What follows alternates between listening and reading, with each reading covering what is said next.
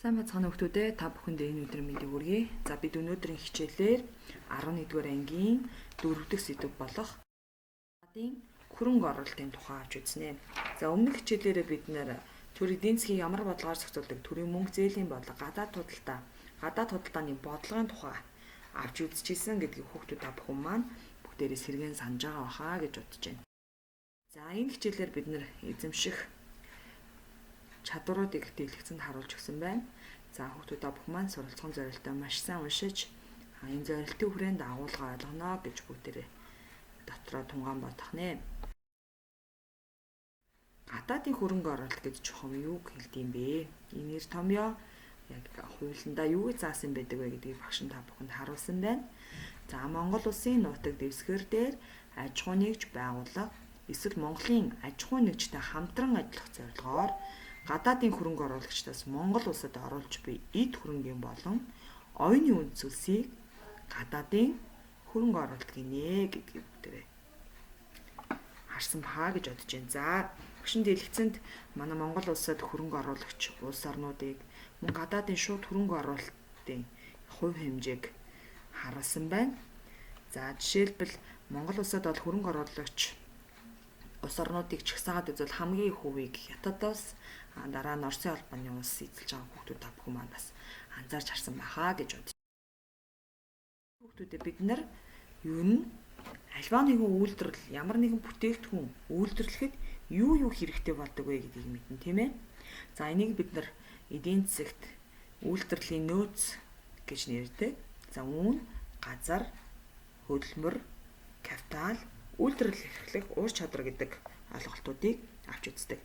За тэгвэл тухайн улсын хилээр бараа үйлчилгээнээс гадна үйлдвэрлэлийн хүчин зүйлийг тухайлбал газраас бусад хөдөлмөр болон капиталыг бид нар яадаг бах нь экспортлж болдог баг. За хөдөлмөрийг бид нар экспортлдог улс орнуудыг бүгдээр мэдж байгаа, тийм ээ. За Монгол улс бол гадагшаа бүгд 8 Солонгос улс руу, Япон улс руу бол ажиллах хүчээ экспортлж байдаг шүү дээ. За хөдөлмөр экспортлдог орнуудад голдуу нэг хүнд ногдох орлогын түвшнэр доогуур эсвэл ажилгүйдлийн түвшин өндөр улс орнууд бол энэ хөдөлмөр экспортлдог улс орнуудад ордог байхад. За Монгол улсад нийт 50,000 иргэн одоо энэ Солонгос, Америк, Герман, Швейцар зэрэг улс орнууд цагаачлаг хөдөлмөр эрхэлж байгаа гэсэн тоон судалгаа байдгийн байна. За тэгвэл капитал импортлдог ямар улс орнууд байдгийн бэ? Ер нь яагаад капиталыг импортлдог юм бэ гэдэг асуудал бас гарч ирнэ, тийм үү? За тэгэхээр капиталыг импортлдог орнуудад үндэсний үйлдвэрлэлийн хөгжлийн түвшнээр доорой байгалийн баялаг ихтэй голдоо буурай хөгжилтэй орнууд орно гэж эдийн засагт томьёолж өгсөн байт юм байна. За манай Монгол улсад 72.5% уул уурхай геолог газрын төсний салбарт харин 17.8% худалдаа нийтийн хоолны салбарт бол энэ капиталын импорт бас орж ирсэн байт юм байна. За дараах өнөөдрийн хичээлээрээ бас ойлгож авах болно. За тэгэхээр бидний өнөөдрийн үзэх гадаадын хөрөнгө оруулалт гэдэг сэдвийг ярихдаа бид нар зөвхөн капиталын экспортын хувьд авч үзэж ярих нь байна. За тэгэхээр капиталын экспортын үндсэн хоёр хэлбэр болох гадаадын шууд хөрөнгө оруулалт гэж юу юм? Портфөлийн хөрөнгө оруулалт гэж юу вэ гэдэг ойлголтуудыг бүгдээр энэ удаагийн хичээлээрээ авч үзэх болно. За гадаадын шууд хөрөнгө оруулалт гэдэг нь бүтээгдэхүүн экспортлохын оронд гадаадд үйлдвэрийн газар байгуулах эсвэл худалдан авах тэр үйл ажиллагааг гадаадын шууд хөрөнгө оруулалт гэж нэрлэж байгаа. За хүүхдүүд та бүхэн маань дотроо бас нэг тунгаагаад үзээрэй. Гадаадын хөрөнгө оруулалт гэдэг нь нэг бол тухайн улсад газар байгуулна, эсвэл тухайн улс орноос яах нь үйлдвэр худалдаа авч үйл ажиллагаа явуулна гэсэн. Та бүхэнд зориулаад Германы Берлин хотод байх Говь брендийн нэг рекламыг автобусны зурган дээрээс хүүхдүүд маань бүгдээр харж байгаа. За Говь бренд бол Монгол улсын одоо 100% өөрсдийн дотоод нөөц болцоогоо ашиглан бүтээгдэхүүнээ гадагшаа экспортлдог улс орнуудын аж ахуй нэгжийн нэг байгаа. За тэгвэл Говь бренд маань өөрийнхөө үйлдвэрийг Берлин хотод байгуулснаар өөрийнхөө мөн салбар үйлдвэрийг Парист байгуулснараа ямар ашигтай вэ юм бэ гэдгийг бүгдээ бас авч үзье тийм үү. За тэгвэл Монголын гадаад хөрөнгө оруулалтын хамгийн одоо чухал нэг үндсэн хэлбэр нь бол хамтарсан үйлдвэрлэлд байгуулах явдал байт юм байна. За энэ гадаадын шууд хөрөнгө оруулалтад маш олон ашигтай байж байгаа. За тухайлбал үйлдвэрлэлийн зардлыг хэмж өгч идэг нэгдүгээрт нь. За энэ маань юу гэсэн үг гэхээр зэрэг за Монголд одоо юу гэдэг говь брэнд бүтээгдэхүүнээ үйлдвэрлэжгээд буцаад нөгөө улс орондоо аваачид худалдаалахын тулд маш их зардлыг яах нь бий болгож идэг. Тэр одоо юу гэдэг юм тээврийн зардал, татрын зардал гэх мэтчлэн. Тэгэхээр гадагшаа тэгж экспортлж байхын оронд шууд тэнд нь үйлдвэрээ байгуулсан нь энэ үйлдвэрлэлийн зардлыг маш ихээр хэмж өгч идэг. Тийм учраас гадаадын шууд хөрөнгө оруулалт яах нь ашигтай байж идэг байна.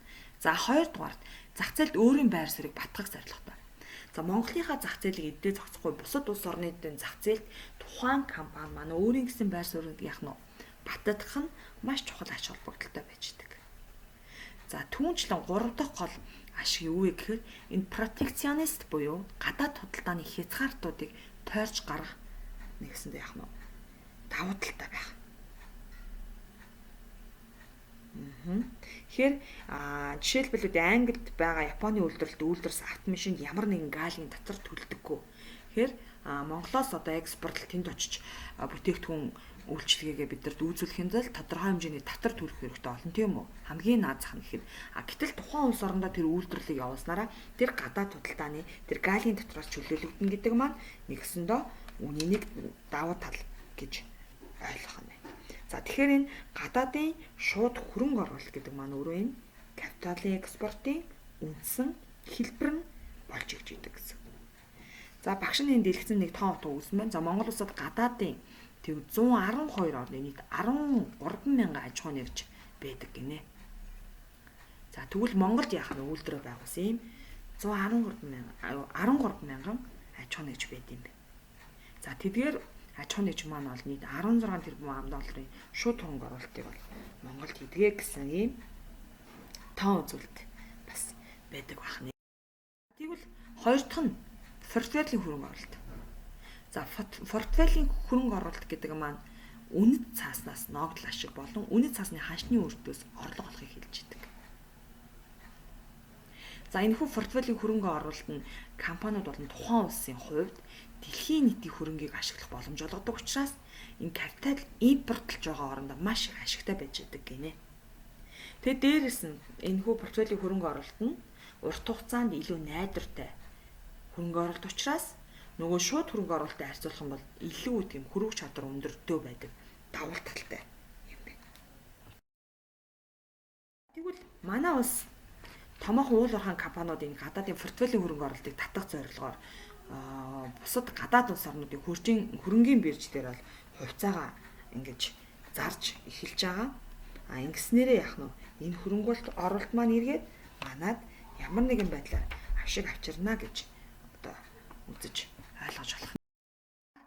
Тэгвэл энэ гадаадын шууд хөрөнгө оруулалтын үр дүнд энэ томоохон үндэстэн намсан компаниуд үүсэж байгааг хүүхдэд та бүхэн маань ажиглаж байгаа бох тийм үү?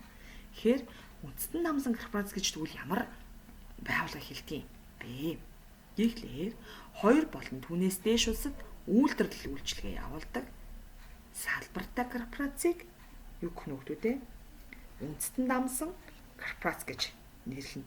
За анхны ийм корпорацууд Английн компаниуд бол байдаг тухай түүхэнд бас үүсэн байж идэг.